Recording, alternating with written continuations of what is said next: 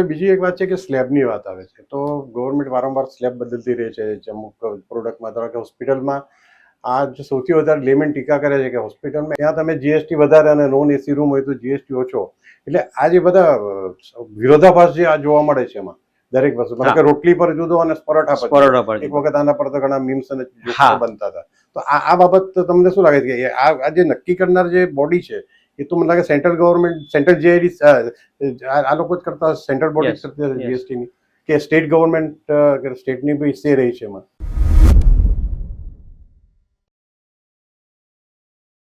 આમાં જનરલી કેવું હોય છે કે જે તમારો ક્વેશ્ચન સપ્ટેમ્બર 25 પહેલા ક્વેશ્ચન હતો એ બરાબર છે, પણ એના ઉપર ગવર્મેન્ટે ઘણું બધું રિફોર્મ કરી નાખ્યું છે. એસેન્શિયલ ચીજોના ઉપર ઓલમોસ્ટ 5% કરી નાખ્યા છે. મેડિકલ ઇક્વિપમેન્ટ, મેડિસિનના ઉપર જે 12-18 તેના 5 કરી નાખ્યા છે.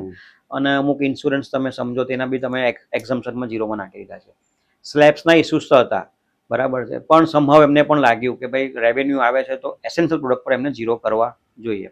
હવે વાત આવે કે આ ટેક્સ નક્કી કોણ કરે. માન લો કે આપણા 32 સ્ટેટ છે, એના ફાઇનાન્સ મિનિસ્ટર ની એ લોકોના જીએસટી કાઉન્સિલમાં બેઠક થતી હોય છે. આમાં નથી નિર્મલા સીતારામન પોતે ટેક્સ નક્કી કરતા, નથી નરેન્દ્ર મોદી ટેક્સ નક્કી કરતા, કે નથી કોઈ ફાઇનાન્સ બોડી ટેક્સ નક્કી કરતી. જે 32-35 જે જીએસટી કાઉન્સિલમાં મિટિંગ્સ એટેન્ડ કરે છે, એવરી 3 મહિના 4 મહિના પછી મિટિંગ્સ આવે છે કે શું એસેસમેન્ટ થયું છે આપના ઇમ્પ્લિકેશન પછી, અને શું સ્ટેટના ઇસ્યુઝ છે. હવે માન લો ગુજરાતમાં પર્ટિક્યુલર વાત કરો તો ગુજરાતમાં હાઈએસ્ટ પેટ્રોલિયમ પ્રોડક્ટ છે જે રિલાયન્સ જામનગરમાં ચલાવે છે, એવા ઘણા બધા છે. હવે એમ્બિગ્યુટી છે કે પેટ્રોલ પંપના ઉપર જીએસટી લાવવો કે નહીં લાવવો, બરાબર છે. ઇન્ટાયર કાઉન્સિલ એવું કે ભાઈ લાવવો જોઈએ, પણ ગુજરાત સ્ટેટ એવું કે ભાઈ નહીં લાવવો જોઈએ, કારણ કે ગુજરાત સ્ટેટની આવક સ્ટેક વધારે છે. તો એ કાઉન્સિલમાં વોટિંગ થાય. વોટિંગ જો ફેવરમાં આવે કે ભાઈ લાવવો જોઈએ તો એને ઇમ્પ્લિકેશન થાય. તો આ રીતે આખું રિફોર્મ થાય છે. એટલે આમાં કોઈનો બી એવો હેન્ડ નથી કે ભાઈ ડેમોક્રેટિકલી થાય. હા, ડેમોક્રેટિકલી થાય છે.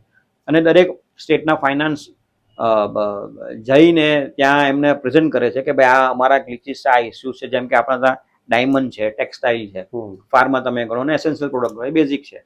ને ત્યાર પછી પેટ્રોલ પંપ છે. તો એમનો આખો જે હિસાબ છે એમાં કઈ આવકમાં પ્લસ કરવું, કઈ આવકમાં માઇનસ કરવું, અને શું પ્લસ કરવાથી શું માઇનસ કરવાથી ફાયદો થશે. જેમ કે ટોબેકો છે, એ ગુજરાતનું એસેન્શિયલ છે, ત્યાર પછી ડિસાઇડ થાય છે. અને જે અમુક ગંભીર પ્રશ્ન હતા રેટ ઓફ ટેક્સના લીધે, એ સરકારે ઘણા અંશે ઓછું કરી નાખ્યું છે. એટલે જે 12-18 ના સીધા 5% કરી નાખ્યા છે.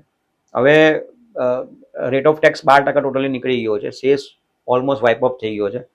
હવે જે તમને રેટ ઓફ ટેક્સ તમને કહું ને તો મેજોરિટી આઇટમ 5%માં છે, જે એસેન્શિયલ તમે કહી શકો. અને મેડિકલ્સને લગતી ઘણી બધી ટેક્સ ફ્રી થઈ ગઈ છે, 0% એને તમે કહી શકો. ત્યાર પછી જે આવે છે 18%. 18%માં મેજોરિટી ઇન્ડસ્ટ્રીયલ પ્રોડક્ટ્સ આવે છે. અને 28% જે છે, 28%માં લક્ઝરિયસ કાર ગણો, વોચિસ ગણો, કે અમુક એવા લક્ઝરિયસ વસ્તુ ગણો, તે 28%માં આવે છે. ઇન બિટવીન એ લોકો એસેસમેન્ટ કર્યા બાદ 12% એ લોકોએ રિમૂવ કરી નાખ્યું છે. શેષ લાગતો હતો ટોબેકો પર, શેષ રિમૂવ કરી નાખ્યું છે. અત્યારે શેષ એના ઉપર 40% છે ટોબેકોના ઉપર, પણ એ હાર્ડલી એકાદ પ્રોડક્ટના ઉપર છે. બાકી ઓલમોસ્ટ 3 કેટેગરી, આ 4 કેટેગરીમાં ડિવાઈડ છે. એટલે એ લોકો પણ, ગવર્મેન્ટ પણ એ સાઈડથી પણ ઘણું બધું વર્કઆઉટ કરે છે. ઘણું બધું એ લોકો સોફ્ટવેરથી લઈને, લોથી લઈને, પણ અમુક ગ્લિચીસ એવા છે ને કે બહુ થોરલી સમજવા પડે. અને જો થોડું પણ મિસ આઉટ થાય તો ક્લાયન્ટને બહુ મોટી હાર્મફુલ થઈ શકે છે. એટલે એના માટે પણ પોતે એક વર્કશોપ કરીને નીચેના લેવલ પર બધા લેવલ એના રિપોર્ટ લાવીને એના ઉપર એસેસમેન્ટ કરવું જોઈએ. હવે જે વસ્તુ છે જ નહીં તો એ વસ્તુ તમે શા માટે યુઝ કરો? આજે કોઈ વસ્તુ કોઈ એમેન્ડમેન્ટ કરવા માટે ભૂલી જાય, 15 દિવસની ટાઈમ લિમિટ, તો 50,000 પેનલ્ટી નેક્સ્ટ ટુ ઇમ્પોસિબલ છે એના માટે સર્વાઈવ કરવા માટે. તો એવા બધા ઘણા બધા ઇસ્યુ છે કે તેમાં તમારે એસેસમેન્ટ કરીને રિમૂવ કરવી જોઈએ પેનલ્ટીઝને. બધી ડિફિકલ્ટ બહુ બધી છે. આજે તમને એક છોટો એક એક્ઝામ્પલ આપી દઉં કે જે આ વ્યુઅર્સ છે, જે જીએસટીના લાઈનના હશે તે સમજી શકશે હું શું કહેવા માંગુ છું. એમાં જીએસટી સેક્શનમાં 2 છે, કલમ 73, કલમ 74. સાદી ભાષામાં કલમ 73 એટલે તમારા બોનાફાઇડ કે કંઈક મિસ્ટેકથી તમને નોટિસ આવે, અને કલમ 74 એટલે તમે ફેક આઈટીસી ગયો કે તમારો જાણી બુજીને ઇન્ટેન્શન છે કે તમને 74 લાગે, જે તમે ફ્રોડિયન તમારો ઇન્ટેન્સલી સાબિત થાય. હવે 73ની વાત કરું તો કોઈ વ્યક્તિને એસેસમેન્ટમાં નોટિસ આવી અને એને હાર્ડલી 1500 રૂપિયા કે 2000 રૂપિયા ભરવાના આવે છે. એ વેપારી ભરવા રેડી છે, 1500 2000 રૂપિયા વોટ એવર જે હશે, અને જે ઇન્ટરેસ્ટ એપ્લિકેબલ છે ભરવા રેડી છે. પણ એમાં જે 20,000ની જે પેનલ્ટી લાગે કે 10,000ની પેનલ્ટી લાગે એના માટે બહુ હાર્મફુલ છે. એટલે આવા બધા એસેસમેન્ટ નાના એ લોકોએ રિમૂવ કરવા જોઈએ. હવે કોઈને 700 રૂપિયાની ડિમાન્ડની સામે 10,000 20,000 પેનલ્ટી લાગે એ પણ એને ગળે ના ઉતરે. તો શા માટે એ બધું ઇમ્પ્લિકેશન તમે લાવો? એ સામેથી કહે કે હું 700 800 1000 રૂપિયાની ઇન્ટરેસ્ટ સાથે ભરવા દઈશ, હવે એના ઉપર તમે 20,000 લેવો 10,000 લેવો, તો એ એના માટે બી બહુ ચેલેન્જિંગ છે આ જે વસ્તુ. તો આવા બધા ઇમ્પ્લિકેશનની બહુ રિક્વાયરમેન્ટ છે ગવર્મેન્ટ. આખો એક્ટ સમજીએ ને તો આવા નાના નાના જે પેનલ્ટીના ઇસ્યુઝ છે તે રિમૂવ કરવા જોઈએ, જેથી એઝ અ ગુડ બિઝનેસ અને ગુડ ગવર્નન્સ તરીકે ઓળખી શકાય. અનલેસ તો દરેકમાં તમે પેનલ્ટી માંગતા રહેશો, આમાં આ થઈ ગયું તો આ પેનલ્ટી, આ નથી તો આ પેનલ્ટી, તો પછી વેપારની દ્રષ્ટિએ નથી થશે. આ એક ગવર્મેન્ટ કમાણી દ્રષ્ટિથી જોવા માંડશે. પછી ગવર્મેન્ટનું કામ છે એઝ અ ન્યૂટન અને બિઝનેસ ડેવલપમેન્ટનું કામ છે, પ્રમોટ કરવાનું કામ છે. નહીં they are not collector being penalty, આ નથી તો પેનલ્ટી લાવો, આ નથી તો પેલું ચોરી કરતા આટલા રૂપિયા. તો ત્યાં સ્મૂથલી હોવી જોઈએ, ત્યાં કુલિંગ પિરિયડ આપવો જરૂરી છે. કૃણાલભાઈ, એક છેલ્લો સવાલ.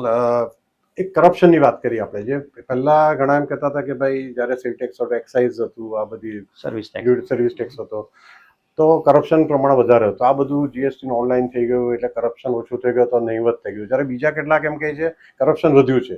તમારી ઓબ્ઝર્વેશન શું છે આ બાબતમાં? સરકારનો પ્રયાસ એવો હતો કે ફેસલેસ થઈ જાય, પણ એનાથી ઊંધું થયું છે. કાયદોની ડેફિનેશન થોડીક સમજવામાં શરૂઆતમાં આપણે સમજ્યા કે જટિલતા છે.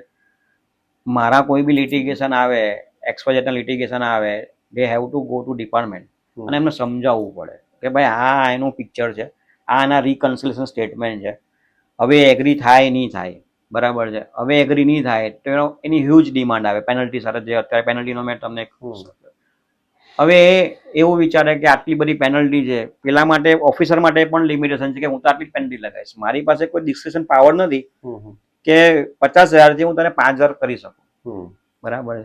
કાં તો એ કેસ એને ડ્રોપ કરવો પડે, કાં તો એ કેસ એને પેનલ્ટીના કોર્સમાં લાવવો પડે. હવે જો એ ત્યાં થાય છે એટલે એનું ત્યાં ભ્રષ્ટાચાર તો થવાનું છે, ડાયરેક્ટ ઇનડાયરેક્ટલી ગમે તે રીતે. તો ભ્રષ્ટાચાર હવે મોટા લેવલ પર થવા માંડ્યા, જે પહેલા 1000માં હતા હવે લેક્સમાં થવા માંડ્યા. અને આ રિફોર્મ એવો છે કે ડે બાય ડે વધશે, અને દરેક ક્લાયન્ટ જાણી બુજીને કોઈ નથી કરતું, એનાથી સમહાવ કંઈ થઈ જાય છે, ગ્લિચીસ થઈ જાય છે ક્લાયન્ટ સાથે. આજે હું ઇન્ડસ્ટ્રીયલ વેપારી છું, હું રિટર્ન્સ ફાઇલ નથી કરતો, મારી નીચે 50 ટીમ 20 ટીમ કામ કરતી હોય, જે બિલિંગનું કામ કરતું હોય, વાઉચિંગ કરતું હોય, એકાઉન્ટિંગ કરતું હોય, બેન્કિંગ કરતું હોય, કન્સલ્ટન્ટનું કામ કરતું હોય, સીએનું કામ કરતું હોય, રિટર્ન ભરવાળો અલગ માણસ હોય, પ્રોફેશનલ અલગ હોય, અને ત્યાં ડિપાર્ટમેન્ટમાં જવાવાળો વ્યક્તિ અલગ હોય. વેપારીને ખબર જ નથી હોતી કે હું ક્યાં મારું પિક્ચર છે, એને તો છેલ્લે એક લવ લેટર આવી જાય કે આટલા ભરવાના છે. તો એ રિફોર્મ થોડું ઘણું હજુ વાર લાગશે સમજવામાં. પણ આમાં પેનલ્ટી નક્કી કરવાનો પાવર અધિકારીઓના હાથમાં નથી. કાયદાની મર્યાદા આવી ગઈ છે, આ પ્રમાણે કરશો તો આટલી પેનલ્ટી, આટલા દિવસ પછી કરશો તો આટલી પેનલ્ટી, અને તમે એને ધ્યાન નહીં આપશો તો એક્સ પાર્ટી થાય એટલે 100% પેનલ્ટી. એટલે મર્યાદા છે. કોઈ પણ ઓફિસરના હાથમાં કે કોઈ ઇવન કમિશનરના હાથમાં પણ એ ડિસિઝન પાવર નથી કે એને રિમૂવ કરી શકે, અનલેસ એ મેરિટ પર કેવું છે એના ઉપર છે. મેરિટ પર છે કે નહીં તો કોઈ વ્યક્તિ જ નક્કી કરે ને. મેરિટ્સનું કામ જનરલી જોવાનું કેવું હોય છે, એમ તો એડજુડિકેટ ઓથોરિટી જોઈ છે, પણ અહીંયા દરેકને એક લિમિટેશન આપી દીધી છે. તમારે આ આટલા પેપર્સ આટલું રિકન્સિલેશન તમારે એલાઉ કરવાનું રાધર દેન ડિસઅલાઉ. એટલે litigation always are there. Litigation થાય એટલે કોસી જ્યુડિશી મીન્સ ફર્સ્ટ અપેલેટમાં જાય. ફર્સ્ટ અપેલેટની પણ એક અમુક મર્યાદા છે. હવે એને ન્યાય મળવા માટે કાં તો આઈધર સેકન્ડ અપીલ, જે ટ્રિબ્યુનલ તમે કેવું છો તે, અને એક આવશે હાઈકોર્ટ, ત્યાં એને ન્યૂટન એને ન્યાય મળી શકે છે, અને દરેક વ્યક્તિ એફોર્ડ ન પણ કરી શકે. એના કારણે આ બધું બીકમ કન્વર્ટ એઝ એમાં બધા ઇસ્યુઝ આવે છે, અને પેલો વિચારે છે કે આ બધું શું કામ, છોડો પતાવો. એટલે કશે ને કશે આ બધું મેસઅપ તો થાય છે. કૃણાલભાઈ, તમે ખૂબ સરસ વાત કરી અમારા દર્શકો વ્યુઅર્સ માટે, અને તમે આજે હોટલાઇન ન્યૂઝ સાથે જોડાયા બદલ ખૂબ ખૂબ આભાર આપનો. Thank you sir. Thank you. આવા પ્રકારના વિડીયો તમને જોવા ગમતા હોય તો હોટલાઇન ન્યૂઝ ચેનલને લાઇક, શેર અને સબસ્ક્રાઇબ કરો.